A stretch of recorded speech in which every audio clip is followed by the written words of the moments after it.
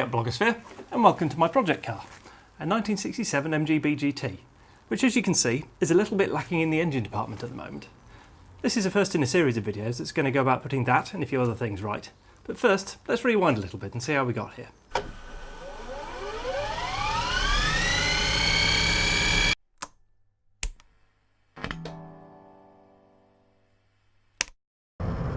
Exciting day today. I'm on the way to Mum and Dad's to pick up my MGB and transport it back to mine. I've had this car since I was 17, but for one reason or another I haven't touched it for 10 or 11 years. But the time's come to touch it once again. And I'm finally getting it out of my dad's way, sorry Dad and thank you, and moving it to my own garage so I can start to make it roadworthy again.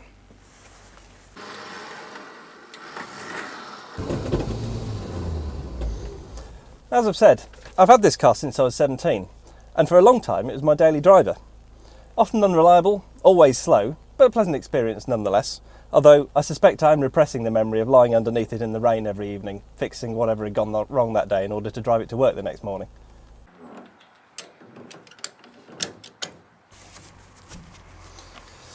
Of course, the slowness part of it did bother me back in the day, which is why I eventually decided to start a Rover T16 swap.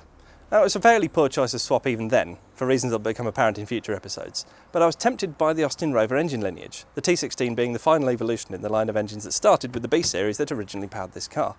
So, in 2003, I bought myself a donor engine from a Rover 620 Ti, put my by now trusty B-series in a beta MGB Roadster so I'd still have transport, and got stuck in, thinking that I'd at least have the engine bolted in place in a couple of weeks.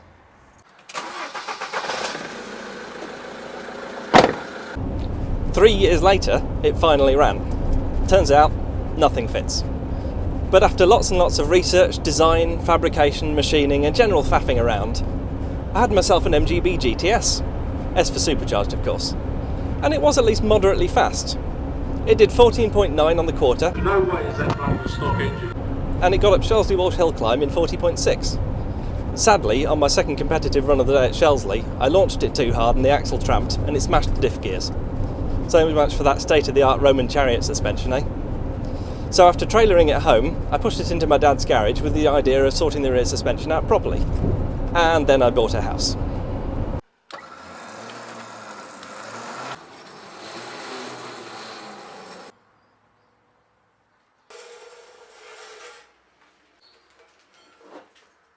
And that brings us up to today, where I've got a car with no clockwork attached, and even more rust on it than when I parked it.